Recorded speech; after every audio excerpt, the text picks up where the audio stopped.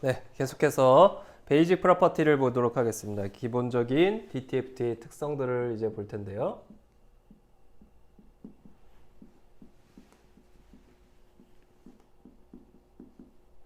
베이직 프로퍼티스를 보겠습니다. because x의 exponential j 오메가는 우리가 컴플렉스 밸류 시그널이죠.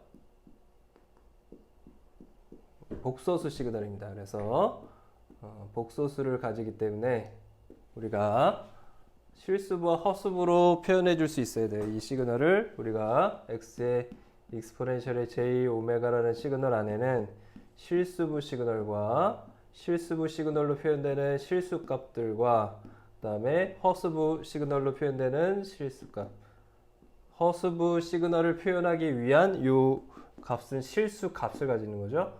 익스포넨셜 j 오메가 이렇게 주어지는 것이죠. 그래서 여기에서 우리가 x의 리얼의 익스포넨셜의 j 오메가는 어떻게 주어져요? 리얼의 x의 익스포넨셜의 j 오메가 중에서도 리얼 파트의 값을 연산해서 뽑아내라 그런 뜻이죠. 이렇게 정의가 되고요. 그러면 얘는 어떻게 계산할 수 있다 그랬죠? 얘는 우리 컨주게이트로 이용해서 어떤 컴플렉스 밸류드 시그널의 컨주게이트를 이용해서 두 개를 더해주면 더해서 2분의 1을 해주면 실수부가 없어지겠죠? 여기 마이너스 실수부를 마이너스로 취해주는 거니까 컨주게이트가 실수부만 마이너스로 취해주니까 리얼 값이 두 개가 나오는데 그걸 2분의 1 해주면 그러면 결국에는 리얼 값이 나오는 연산이 되는 거죠. 이렇게 구해줄 수 있습니다. 이미지너리 파트 여기에 주어지는 이런 새로운 실수 이미지너리 파트를 나타내는 이 실수함수는 우리가 이미지너리 x의 익스포넨셜의 j 오메가 이렇게 할 수 있고요. 이 값은 뭐라고 주어진다 그랬죠? 2j분의 1 x의 익스포넨셜의 j 오메가 마이너스 x의 컨주게이트 익스포넨셜의 j 오메가 이렇게 설정할 수 있다고 했습니다. 그래서 x의 익스포넨셜의 j 오메가는 x의 익스포넨셜의 j 오메가의 익스포넨셜의 j 세타 오메가 이렇게도 표현할 수가 있고요. 요거는 앞에 부분은 얘가 복소수 함수니까 복소수 함수는 리얼 파트, 이미지너리 파트로 표현할 수 있었죠. 복소수는 우리가 두 가지 방법으로 표현이 됐었잖아요. 첫 번째는 뭐였죠? 우리가 어떤 복소수를 표현하는 방법에는 x라는 복소수가 있다라고 하면 어떻게 된다고 그랬죠? x의 리얼과 j의 x의 이미지너리 얘를 우리가 x라고 표현할 수도 있죠. 그럼 x 리얼 파트의 값, 요게 x 리얼이죠.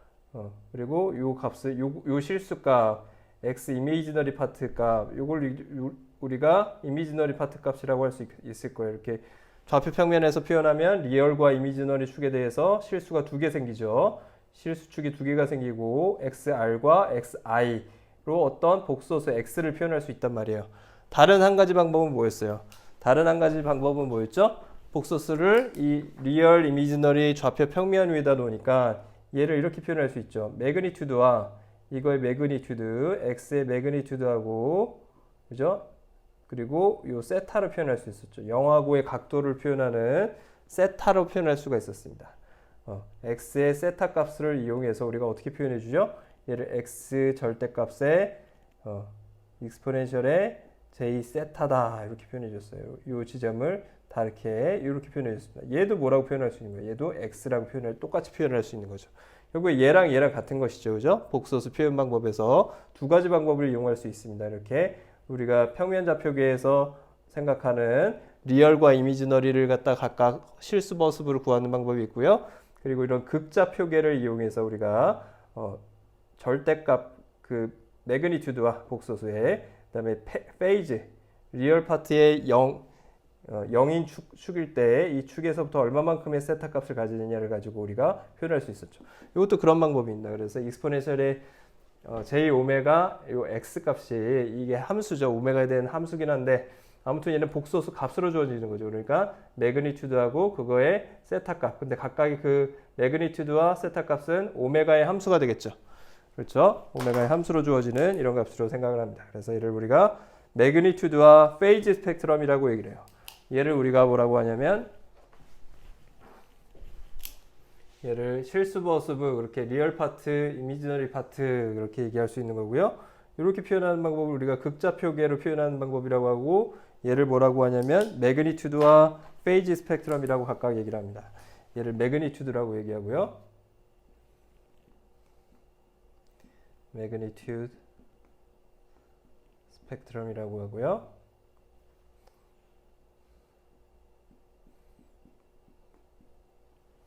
그리고 이걸 뭐라고 해요? 이것을 우리가 페이지 스펙트럼이라고 얘기하겠죠. 그래서 페이지 스펙트럼은 우리가 세타 오메가고요. 그거는 어떤 걸 의미하는 거냐면 아그 펑션. 아그 펑션은 어떤 복소수에서의 이 세타 값을 구해라 그런 의미라 그랬죠. x의 익스포넨셜 j 오메가에 대한 우리가 아그먼트 펑션. 얘는 결국에 뭐냐면 우리가 페이지 스펙트럼이다 라고 표현한다고 했습니다.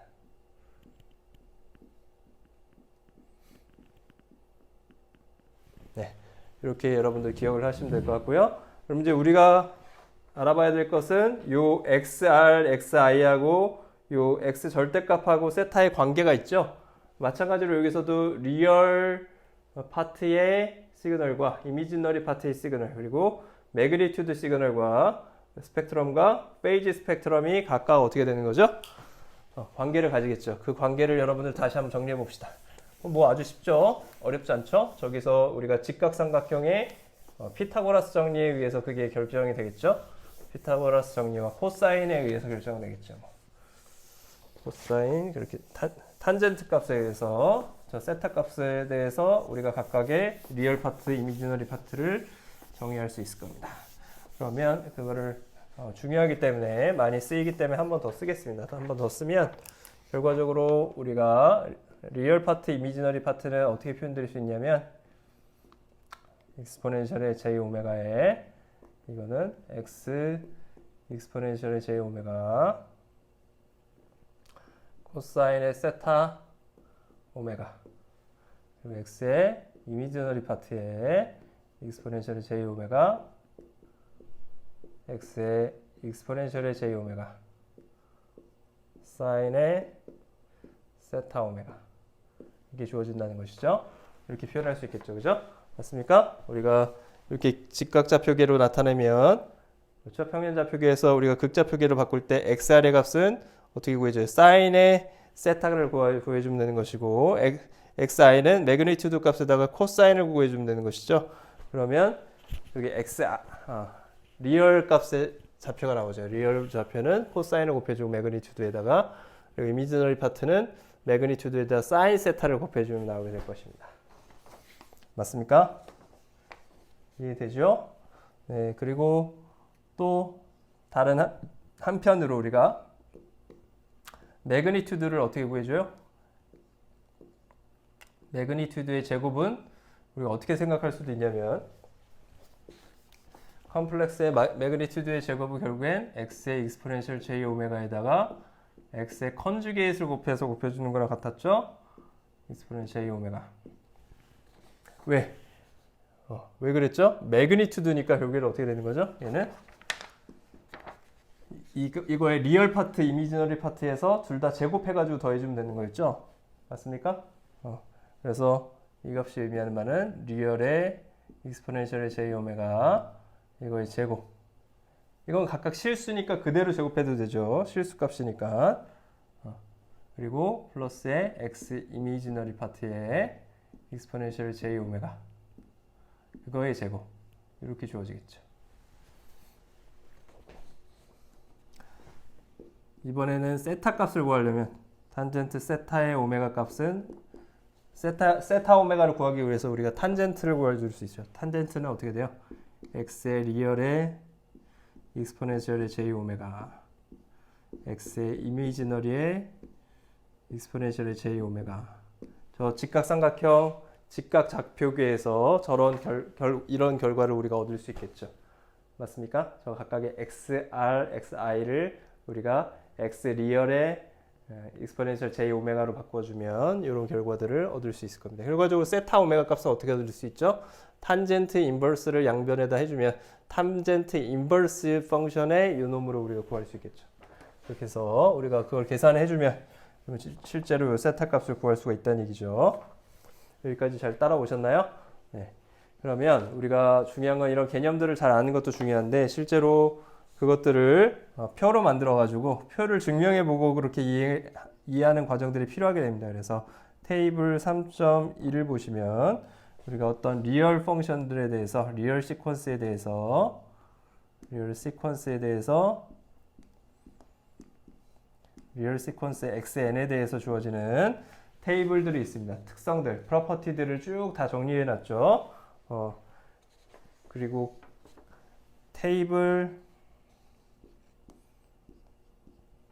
3.2에는 어떤 컴플렉스 시퀀스에 대해서도 역시 정의가 되어 있습니다. 컴플렉스 시퀀스 xn에 대해서 또 테이블로 정리가 되어 있어요. 여러분들 요 두 가지는 뭐예요? 요 두 가지는 여러분들 숙제로 아마 나올 겁니다. 그래서 여러분들 증명하는 거, 요 테이블들을 증명하는 과정들을 여러분들 어떤 그 종이에다 여러분들 직접 수기로 써서 여러분들 촬영해서 업로드하는 걸로 그렇게 숙제가 나올 거니까요. 요것들을 꼭 잘 해보셔야 됩니다. 노트 필기 이외에 다른 숙제들이 제출하라고 제가 나올 거고요. 여러분들 꼭 증명하면서 같이 또 디테일하게 이해를 했으면 좋겠습니다. 3.1장을 보시면 3.1 그 표를 보시죠. 한번 표를 보시면 몇 페이지에 있나요? 3.1 표가 3.1 표가 100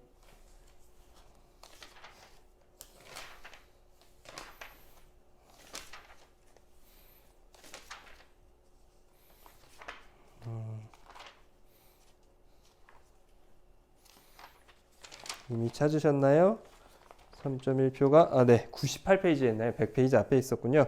98페이지에 보시면 3.1과 3.2의 예들이 나와 있습니다. 그렇죠? DTFT에 대해서 어떤 주어진 시퀀스에 대해서 여러분들 그 프레 트랜스폼이 어떤 과정들을 가지게 되는지 시메트리 릴레이션들 그런 것들을 여러분들 증명할 수 있을 겁니다. 그래서 정의에 의해서 앞에서 우리가 증명하는 과정들을 봤었죠. 이런 거 이런 형식으로 여러분들 정의를 가지고 그대로 대입하거나 해보면 이 두 개의 관계가 DTFT 정의에 의해서 항상 만족하는구나 이런 것들을 여러분들이 확인할 수가 있고요. 그런 것들을 여러분들 기반으로 해서 이제 예제들이 쭉 나오게 됩니다. 그래서 예제들을 한번 보겠습니다. 예제에서 중요한 부분들을 좀 볼 텐데요. 예제 3.9를 보겠습니다. xn이라는 시퀀스가 익스포넨셜의 j 오메가 제로 n이라는 컴플렉스 시퀀스로 주어지겠죠. 컴플렉스 시퀀스죠. 이렇게 주어졌다고 합시다. 얘는 컴플렉스 사이누소이달 시그널 두 개의 합인 거죠. 코사인 오메가 제로 n의 플러스 j의 사인 오메가 제로 n 그렇게 주어지는 그런 함수가 되겠죠. 그런 시그널인데요. 그럼 얘를 우리가 DTFT를 해줬을 때 결과가 어떻게 나온다는 거예요? 얘가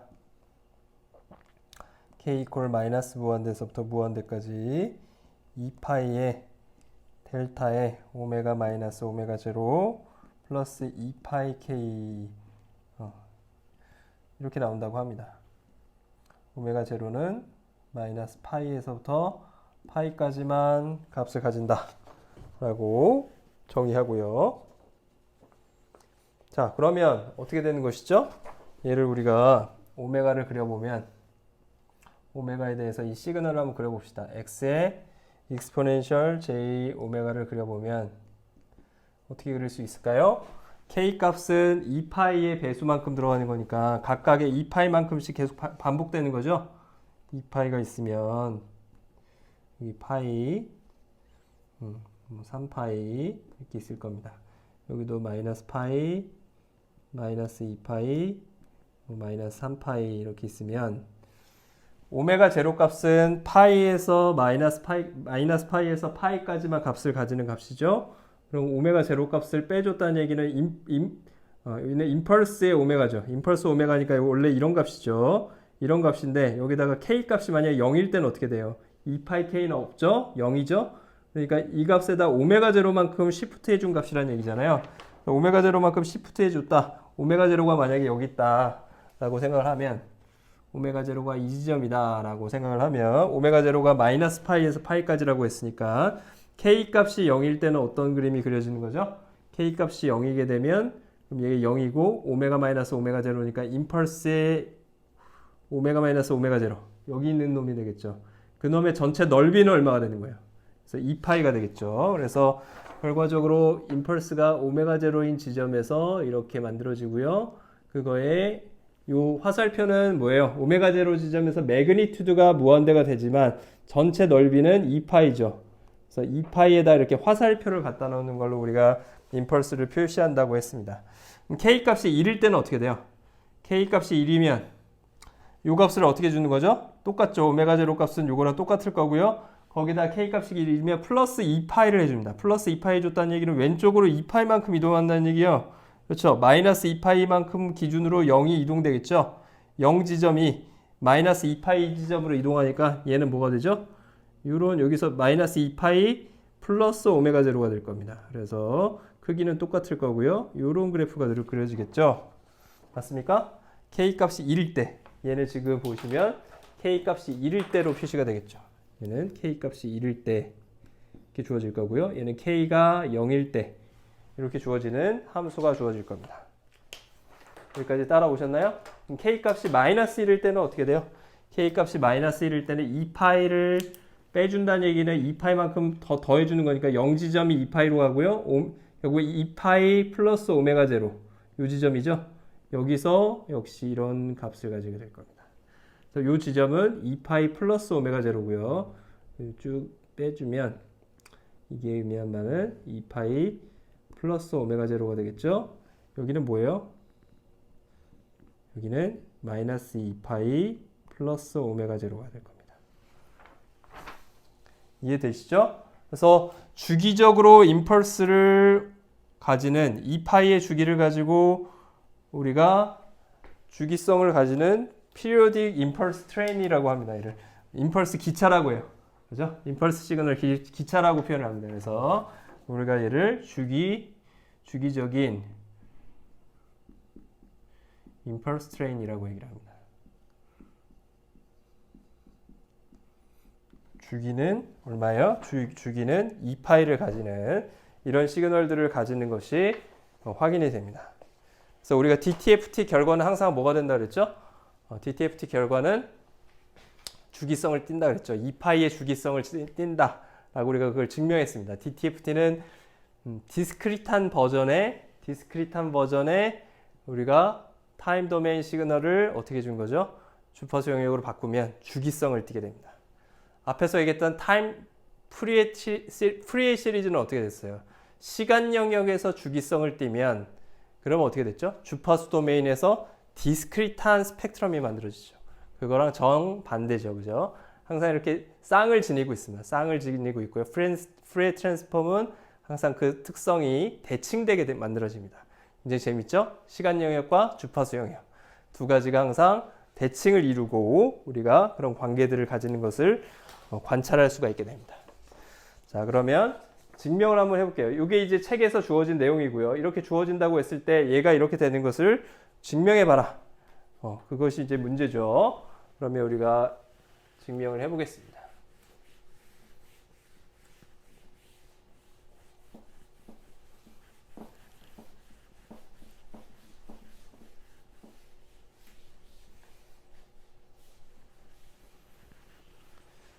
증명해보면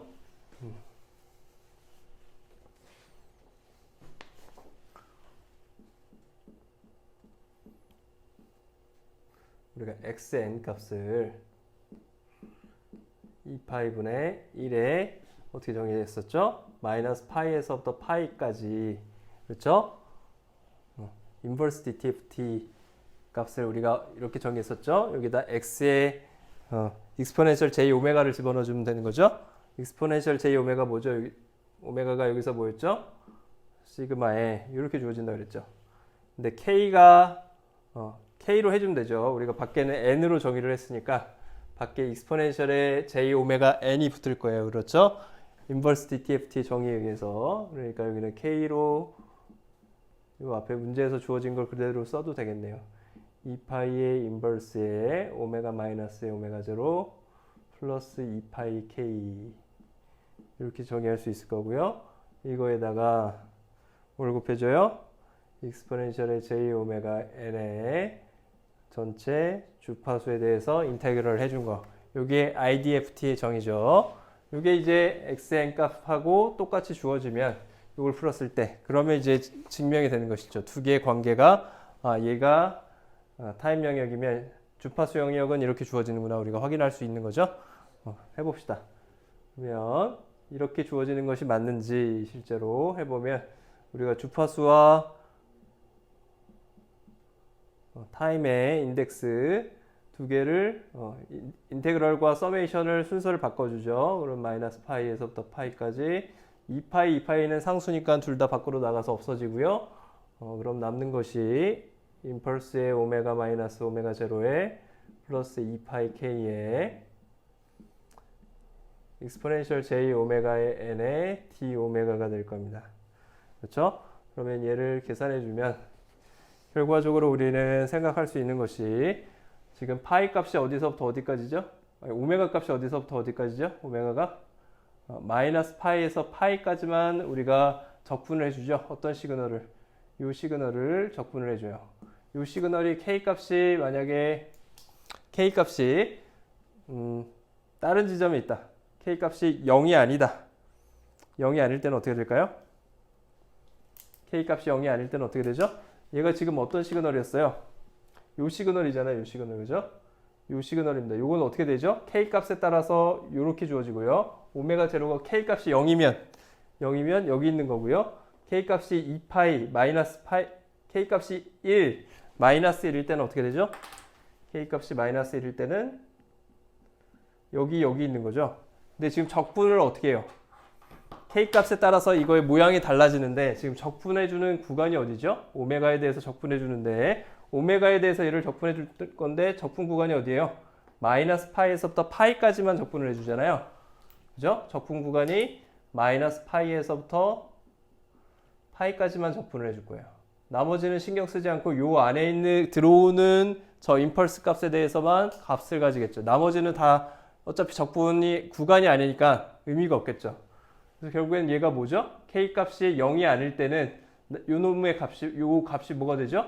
항상 0이 되겠죠. 적분하는 값이. 그렇죠? 그래서 그러니까 그 구간의 값이 의미가 없어지는 것이죠.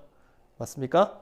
그래서 결국엔 뭐예요? 요 값은 오메가 제로, 오메가 마이너스 오메가 제로 요걸 적분해 주는 것과 같고요. K 값은 그냥 0이 되면 됩니다. K 값이 0일 때만 의미가 되는 거죠.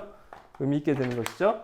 K 값이 0을 여기다 집어주면 결과적으로 주어지는 값은 뭐죠? 마이너스 파이에서 파이까지 임펄스의 오메가 마이너스 오메가 제로 익스포넨셜의 j 오메가 n을 적분해 준 거 같게 되겠죠. 왜 그렇다고요? 왜냐하면 2파이 k가 K 값이 0이 아니게 되면 적분 구간을 넘어간 그래프들이 나오잖아요. 그건 우리가 여기서 고려해 줄 필요가 있어요, 없어요? 적분 구간을 넘어가 버리게 되면 이 전체 값이 의미가 없어지겠죠. 다 0이니까. 적분 값을 넘어가 버리는 거는 만약에 넘어가 버린 것을 생각하면 그 구간에서 요걸 생각하면 얘가 없이 K 이퀄 1일 때만 생각하면 이 구간에서 항상 0이잖아요. 얘가 K 0이 없이 K 1일 때를 생각하면 요건 항상 0이잖아. 이 구간에서. 그렇죠? 그러니까 그걸 생각할 필요 없이 K 값이 0일 때만 0이 안 된다는 거죠. 그래서 K 값을 0을 집어넣어 준 것과 같게 되고요. 결과적으로 그림을 그려서 여러분들 요거를 논리적으로 파악을 하셔야 됩니다. 이 진행 과정을. 자, 그러면 이게 어떻게 되죠? 임펄스의 오메가 마이너스 오메가 제로에다가 익스포넨셜 j 오메가 n을 곱해서 우리가 d 오메가를 했어요. 이걸 우리 시노미 시스템에서 시프팅 프로퍼티라고 배웠을 겁니다. 시프팅 프로퍼티는 이렇게 채로 친다는 얘기죠. 그 구간 오메가 값이 오메가 마이너스 오메가 제로 값이 0이 되는 지점이 어디죠? 오메가가 오메가 제로일 때, 즉 여기서만 값을 가지죠. 여기서만 값을 가지고 그리고 나머지는 다 0이에요. 그럼 두 개를 곱하면 오메가가 오메가 제로가 아닌 지점에선 다 얘가 0이니까 의미 있는 값이 안 나오고 적분해도 다 0이겠죠. 결국에는 어떤 값만 나오죠? 여기서 오메가 제로일 때의 값만 의미가 있어요. 결과적으로 얘는 뭐냐면 임펄스의 마이너스 파이에서부터 파이까지 임펄스의 오메가 마이너스 오메가 제로에다가 익스포넨셜 j 오메가 n을 곱한 건 익스포넨셜 j 오메가 제로 n하고 똑같아진다는 거예요. 왜냐하면 오메가 제로에서만 0이 아닌 값을 가지고 나머지는 다 0이니까 오메가 제로가 아닌 값에서 의미가 없잖아요. 그 값이. 그러니까 오메가 제로로 바뀌게 되고요. 그럼 얘는 이제 오메가에 대한 함수가 아니죠. 그럼 어떻게 되죠? 밖으로 나가게 되겠죠. 상수처럼 밖으로 나갈 수 있고요. 그러면 마이너스 파이에서부터 파이까지 임펄스의 오메가 마이너스의 오메가 제로 d 오메가. 그래서 어떻게 되죠? 이 전체의 값은 뭐가 되죠? 요 놈 하나를 마이너스 파이에서부터 파이까지 적분해 준 전체 결과죠. 적분해 주면 면적이 나오죠. 면적이 얼마라고 돼 있죠? 2파이라고 돼 있죠. 잠깐만, 2파이가 아니죠. 이거의 면적, 요건 지금 2파이 값이 곱해진 거에 그림을 그린 거고요. 얘의 지금 면적은 1인 되는 거죠. 그렇죠? 왜냐면 지금 2파이가 안 곱해져 있죠. 얘의 면적은 그냥 1인 거죠. 지점은 여기랑 똑같지만. 그래서 시프트가 돼 있어도 우리가 그 전체를 갖다가 우리가 적분해 준 넓이는 우리가 1이라는 걸 생각할 수 있고요. 결과적으로 얘는 뭐가 나오냐면 익스포넨셜 j 오메가 n에다가 오메가 제로를 집어넣어준 값이 나오게 되겠죠. 그래서 요 값이 이렇게 된다는 거. 이걸 우리가 시프팅 프로퍼티라고 했습니다. 그 과정을 우리가 증명을 했고요. 결과적으로 이렇게 주어지죠. 맞아요. 그러면 xn이 이렇게 주어지는 것이 맞네요. 실제로 우리가 x의 익스포넨셜 j 오메가를 프리 스펙트럼을 이렇게 놨더니 디스크리트한 우리가 피리오딕 임펄스 트레인으로 놨더니 그거에 인버스 DTFT 값이, 즉 시간 영역 값이 익스포넨셜의 j 오메가 제로 n이 나오는 것을 확인을 했습니다. 맞네요. 그럼 여기에 맞다는 얘기죠. 네, 이렇게 해서 우리가 이 부분이 맞다는 걸 증명을 했습니다. 그래서 예제 3.9를 봤고요. 예제 3.9에서 우리가 인버스 DTFT 과정 어떤 익스포넨셜 j 오메가에 대해서 익스포넨셜 j 오메가 제로 n 특정한 주파수를 가지는 코사인 사인 컴플렉스 사이누소이달 시그널은 그거는 주파수 영역에서 어떻게 표현된다는 거예요. 측정한 오메가 제로의 2파이 배수만큼씩 나오는, 왜냐하면 DTFT이기 때문에 DTFT는 우리가 항상 주기 시그널이라고 했잖아요. 그죠? 그 주기 시그널에 대해서 주어지는 주기성을 지니면서 주어지는 임펄스 트레인으로 나온다 라는 것을 확인할 수 있습니다. 이걸 좀 여러분들 기억을 해 두시고요. 네, 잠깐 쉬었다가 계속해서 보겠습니다.